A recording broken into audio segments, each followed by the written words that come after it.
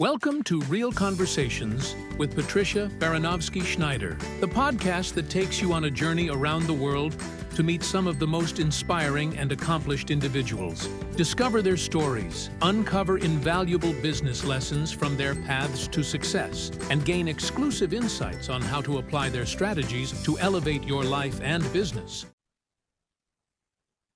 Hello and welcome to Real Conversations with Patricia. I'm your host, Patty Baranovsky-Schneider.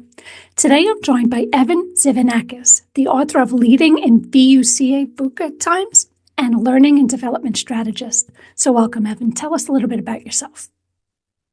Nice to meet you, Patricia. Likewise. Yeah, you pronounce my surname quite well, actually, first of all. I don't get that very often. I hear that. So Same with mine.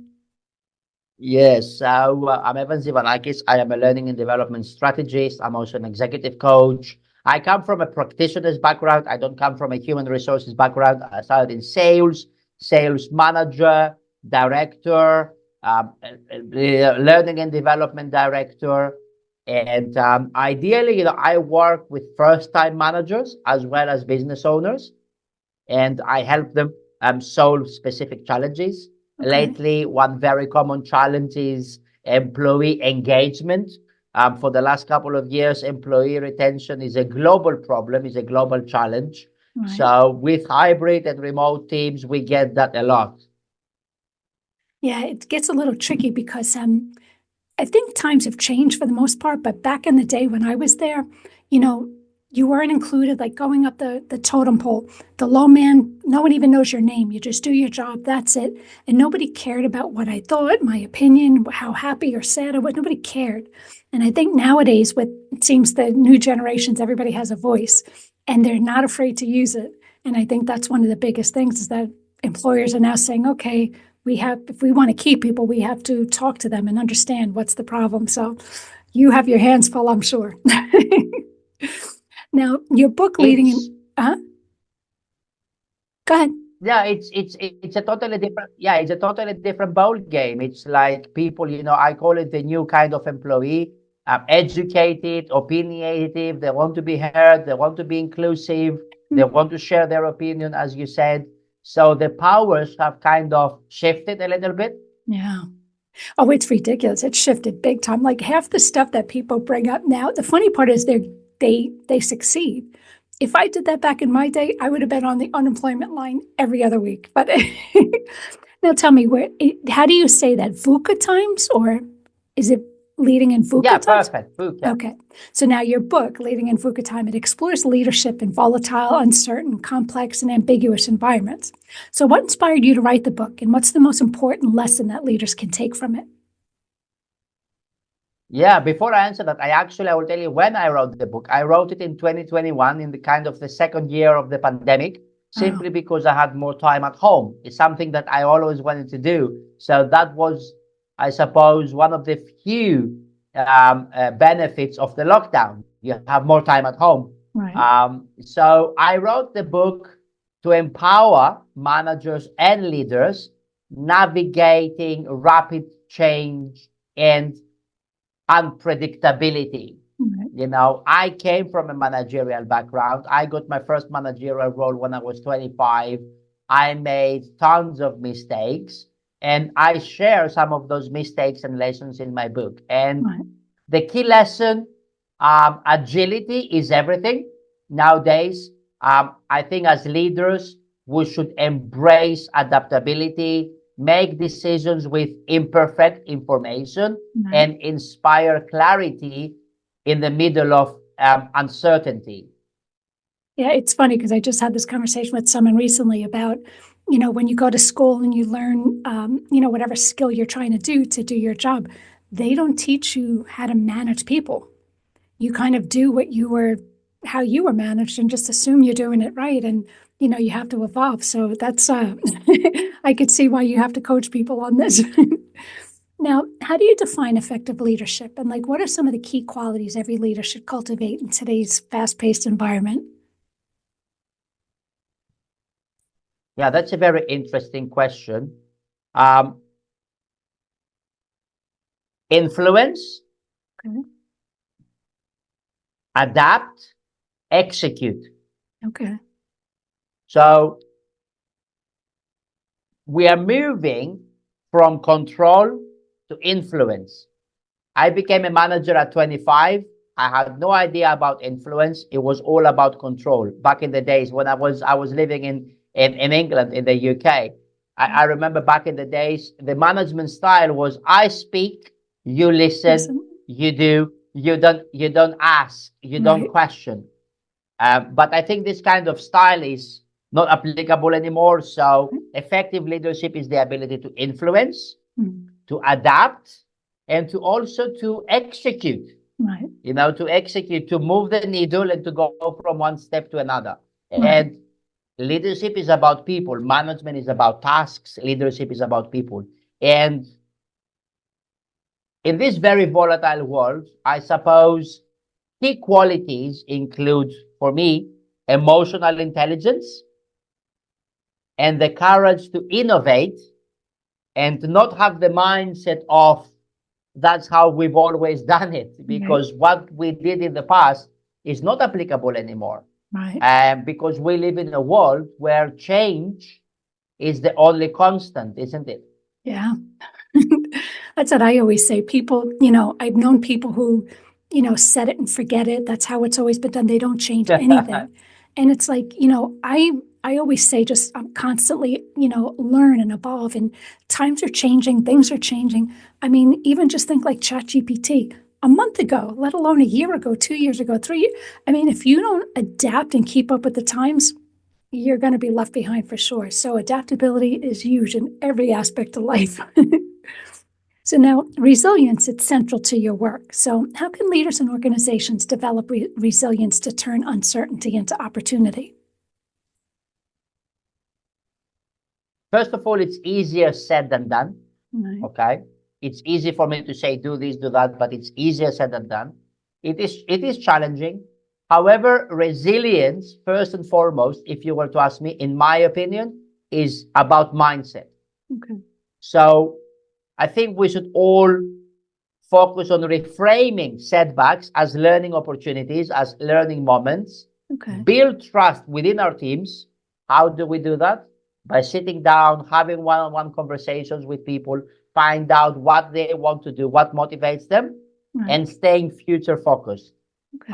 So resilient organizations prioritize agility and empower their people to take calculated risks. But Okay. first and foremost, it's about mindset. This is where it starts. Yeah. Yeah. I mean, it's really important because I'll never forget, I worked at a company for years, and back in the day, they didn't care they didn't know my name, didn't know anything, blah, blah, blah. And I was just the low man on the totem pole. And you felt really rejected, but I worked crazy hours, blah, blah, blah. And then finally one day I couldn't take it anymore. It's like, basically I'm doing all the work and someone else was taking all the credit. And I dealt with it for years and I was like, I'm done. And I remember going to one of the big managers and I didn't even think they knew my name. And I kindly made an appointment to go and they were like, what's up? And I said, well, I'm having this problem. And they were like, Patty, do you not think I see what's going on? He says, and it just meant the world to me to know that you actually acknowledge that I'm working hard. And, it wasn't a trickle effect like nobody else, but I was glad that, it meant something. And I think people need to understand and learn from the people. Ask them, what's your opinion? Because sometimes with the different generations and, maybe their opinion, you might not agree with it, but maybe that's really valuable. And, I just think I'm glad that you're doing this because I think a lot of companies need to do more of this to just include everybody, hear what they have to say and help the managers empower the team. Because at the end of the day, the overall goal is to help your company. That's what you're all there to do, So now tell us, as an L&D strategist, how do you design programs that unlock potential and drive measurable growth in individuals and organizations? It starts with aligning programs to strategic goals. Okay. So let me actually share a story with you. Just before Christmas, I actually refused to lead a sales training program. Okay. Why? It's interesting because training is very relevant, the question, because training is not about ticking a box. It is about driving tangible results Right. that create lasting change. So I turned down an external training program because Okay. I refused to be the scapegoat when cookie cutter solutions fail. And Right. let me explain quickly. First of all, prescribed pitches do not work. Yes, I will give frameworks, techniques, we will role play on real case studies, but sales, it is not a scripted act. It is a dynamic, customer-centered conversation. Right. That's what I believe. Number two, be careful if you are a trainer, because blaming training is very convenient. So let's face it, poor sales performance comes usually from incompetent sales management. Okay. So without accountability and leadership, no program will succeed. And number three, one size fits all for me is very lazy. Yeah. Why? Because every industry, every business, every market is unique. So I believe that training should be tailored to your company's challenges and goals. Right. So if you are not willing to invest in bespoke solutions, do not waste resources on generic programs. Right. And there is no holy grail on sales training. You know, sales success is a combination of good tailored training, good recruitment, strong and accountable sales leadership. Right. So how I design, I align the program to the strategic goals of what do we want to achieve. Right. Right. That's actually really unique, because I'm the first to say I'm not a good salesman. I'm a good worker, but I'm just not a good salesman. But I do admire people who are good at it, because it is a skill. You have to really, it's not just reading a pitch and, okay, this is what I have to say. It's understanding who the customer is or the client and tailoring your story to, solve the problem that they have. You see, you will be surprised, but a lot of people think a little bit like that I am not a salesperson. I don't want, because, if you have a good framework, and if you have if you ask a set of good questions to uncover client needs and then offer your solution, if you believe in your product, actually, you're offering a solution, you're not selling. But how do you come across as a consultant more than a salesperson? You need to I teach a set of questions that will help you understand more what the client needs. And then you will offer your solution. Then in closing comes a little bit more natural. Selling is not putting down the throat something that somebody doesn't want. It's about uncovering needs. And if you really believe in your product, you offer your product. Good stuff. So tell me, what advice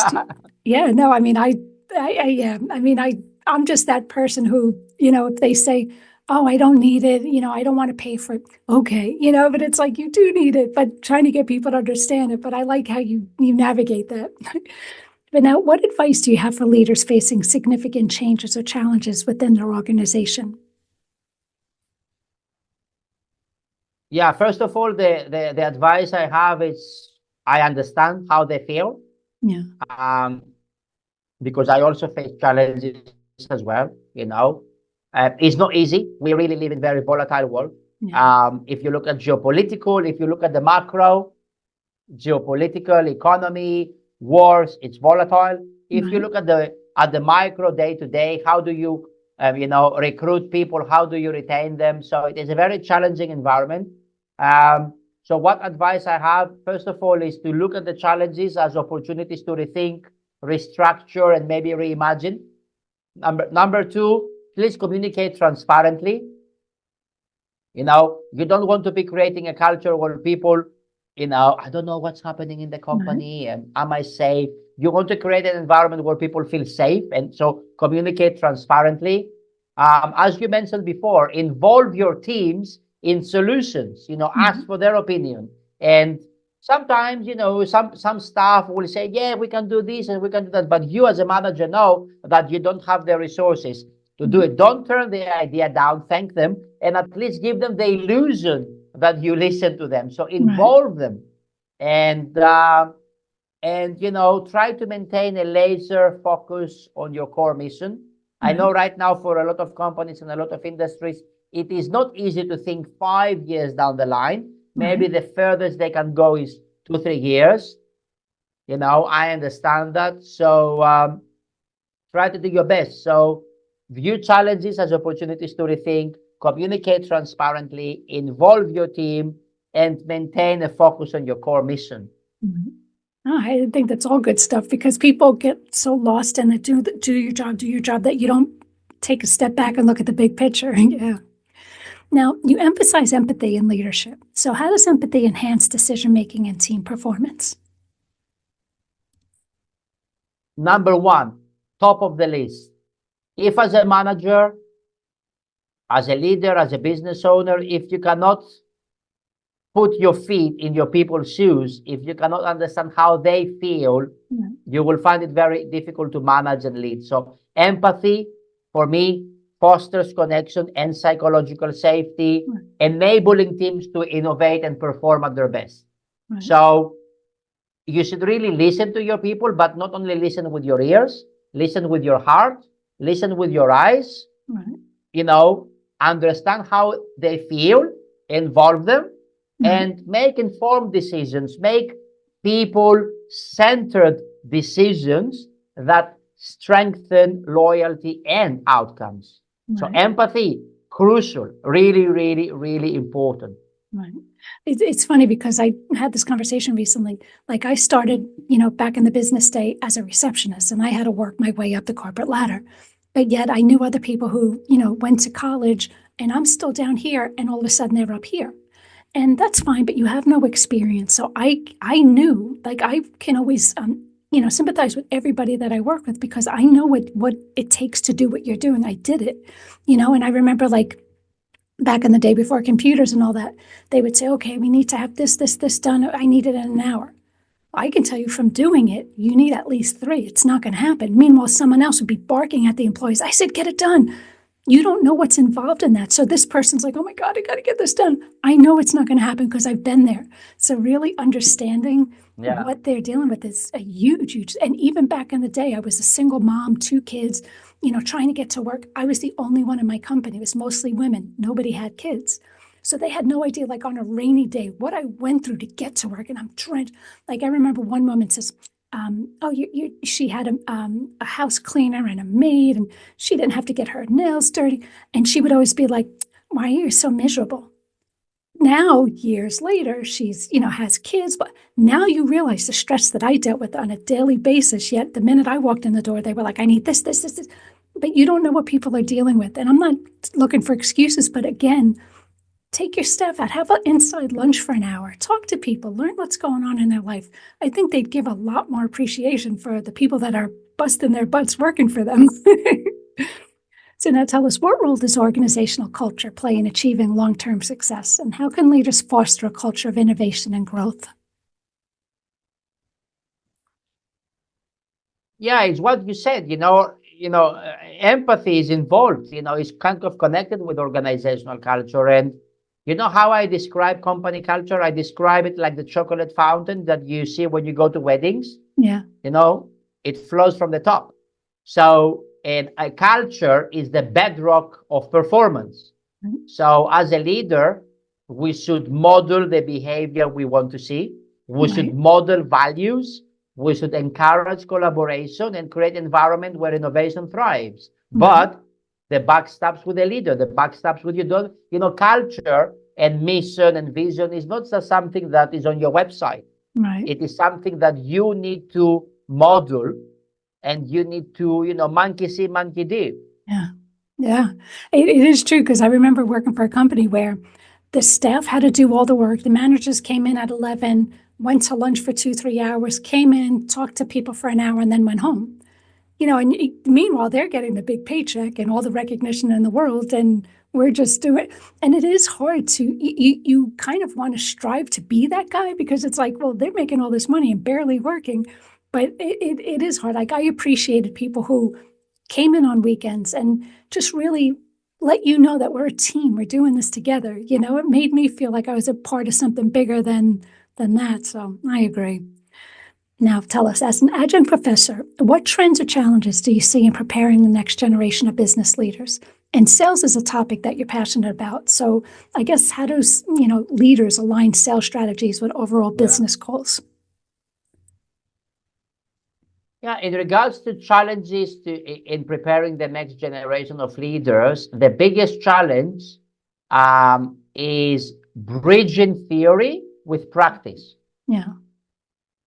Patricia, when I'm an adjunct professor for 5 years now, I got invited to be an adjunct professor because I have that practical experience. Right. So how do you bridge practice and theory? And I see a lot of institutions, educational institutions, are shifting a little bit away from theory, and they're looking for a bit more practical, curriculum and activities. So that's a challenge. So future leaders, on the other side, they need adaptability. They need a little bit digital influence. I don't mean knowing everything about technology, but you need to have a little bit of a good understanding, because it's required around how people communicate and work, and a little bit of a global mindset. And another challenge that I see, and I try to prepare my students, because I teach MBA and BA student business, and I try to teach them to embrace failure as a growth tool, because I think it's critical in preparing them for real world complexities. The real world is not always, airy, fairy, happy. And sometimes you learn more from your failures rather than your successes. Now, sales leadership, sales, we touched upon a little bit, right? It's not a function. It's a mindset, right? So I have managed multiple global sales teams, from Asia to Europe, Australia, India. As a manager, as a sales leader, please ensure that sales teams understand the why behind the company goals. Okay, that's number one. Number two, foster cross-departmental collaboration. You don't want your salespeople to argue with marketing.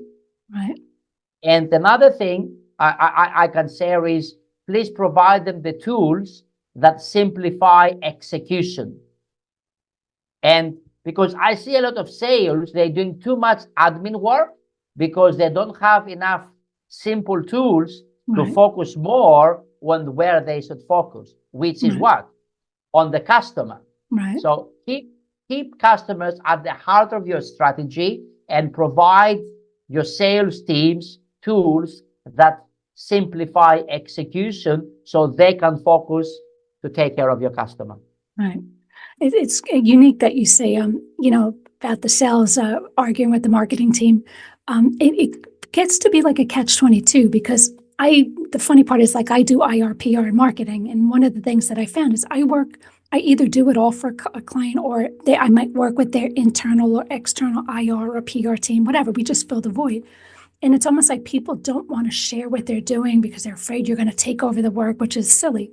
But even with a company, we used to do all of that. And it was kind of tricky. Like, sometimes they would have just a technology meeting or just a healthcare meeting or just for each specific department. But sometimes it was good to have the, hour or two long meeting for everybody, so we see what everybody's working on. It gets to be a catch-22, because then they'll say, well, why should the healthcare need to be involved with the technology? They don't have time for it. You wasted an hour.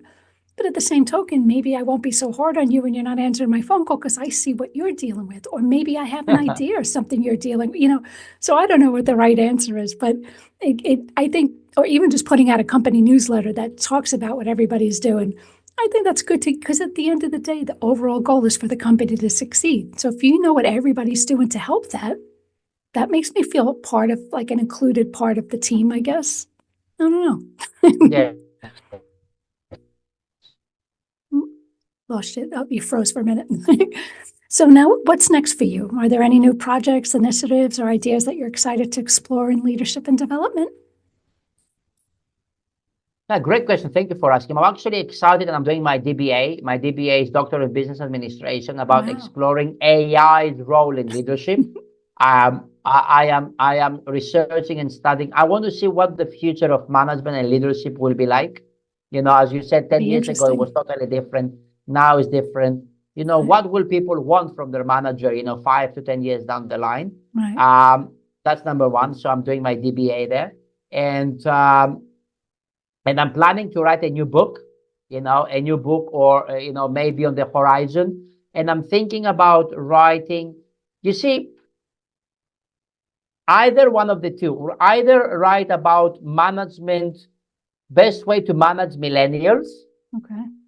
as we said, or best way to manage maybe a little bit more senior employees, some people that are going back to work. In some countries, we see people that are 55 and 60 years old, they want to go into full-time employment again, 65 years old.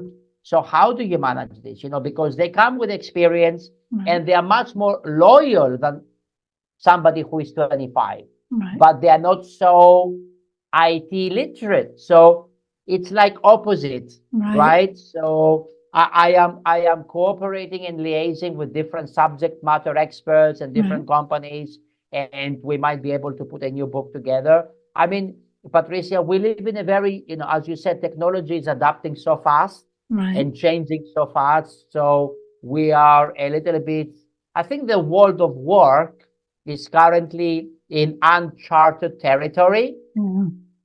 You see, a lot of people right now, what I've seen with my research I do across different cultures, a lot of, especially younger generation people, they do not want to have one full-time job. They prefer to have maybe 2-3 jobs here and there, because they're going to have more time. And, there is no more loyalty anymore when it comes to work. It's not like our parents, where they were, staying in the same company for 50 years. It is more about opportunity and less loyalty. But it's funny, like, I'm one of these people, unless you kick me out the door, I'm staying forever. Like, my one job, I was there for 16 years. They wound up closing. I went to another job for 6 or 8 years. They closed, so I just stay there forever. But the ironic part, I remember when I was looking for work and I put my resume, that actually went against me. They said they didn't. It's almost like somebody told me one time, you should leave a job every 4 years, because then you'll get, because I guess the salaries, it's like if you're an employee, you don't get the raises, but the newcomer salaries are way higher. So they said, oh, you should go to a new job every 4 years and you'll get what you're worth. And, it's kind of crazy, because they kept telling me, well, change that on your resume. I mean, I'd love to sit and say I'm 25, but the reality is I'm not. How do I, and it's not like I've got a resume with 25 jobs. It's like there's 3 on there. I just stayed there forever until I eventually just started my own company. But it's kind of like, I'm big on loyalty, and I feel if I'm there for a long time, I understand the company inside and out, and I'm constantly evolving and changing. But on the flip side, it's almost like the new generation again, where it's frowned upon now. And I'm like, I don't know what the right answer is. It's hard. And I think they are looking for different things. Salary and money is not the number one criteria. Actually, number one criteria is, do I do meaningful work? In the work that we do with HR departments for companies. One of the first questions that they will ask in the interview is, do you offer hybrid or remote work? And if some companies don't offer, the candidate doesn't want to consider this company anymore. They just seem to have more of a voice than I ever did. It's funny. Yes, they are choosing the company rather than the company choosing them. Yeah, it's definitely, we're in a whole new world. And anything else you want to talk about that we didn't touch on yet? No, thank you for the opportunity. And tell me a little bit about yourself. What is it that you do? And I know you provide a lot of value, but what is it that you do more specifically? Well, I guess it's a little different. I kind of sound like a jack of all trades, because I do investor relations, public relations, marketing, digital marketing, graphic design.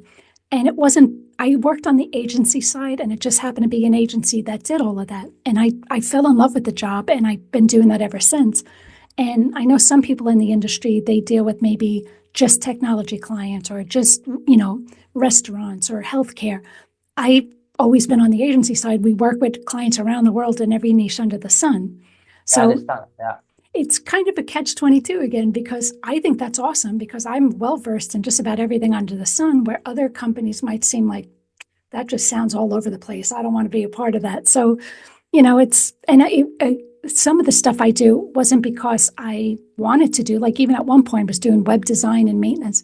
It wasn't because I had nothing else better to do. It was that for me, dealing with, say, for example, I work for a financial company, and they had a proxy solicitation form or a press release for, a dividend. The technology people they're just tech people. They just put it on a website. But I can tell you where a shareholder is going to go looking for that. And if they have to spend 5 minutes looking for this, they're going to leave the site and never come back. And it got to a point where I just kept explaining, and I was like, forget it, I'll just do it myself. So a lot of the stuff I just started doing because it was just easier for me to just do it myself. But it's kind of me in a big nutshell. And the podcast, I just keeping up with the times. It was what the new thing was. And I kind of enjoy learning about everybody. I talk, some people, again, just do podcasts for sports or just do podcasts for technology or SaaS.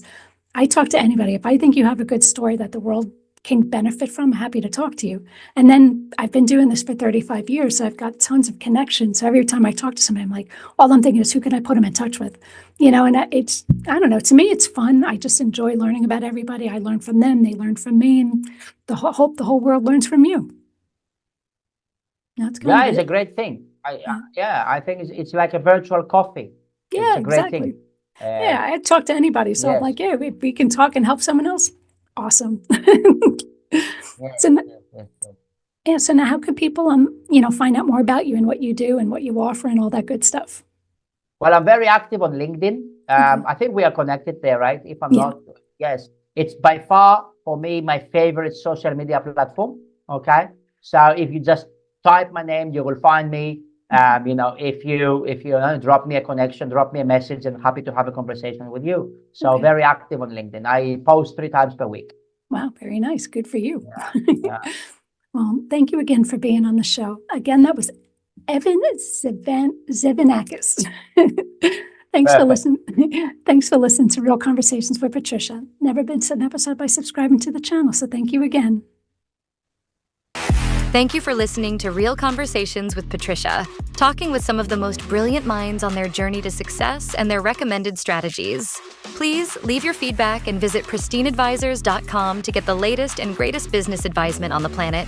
Feel free to let me know your thoughts, suggestions, and anything else you'd like me to cover.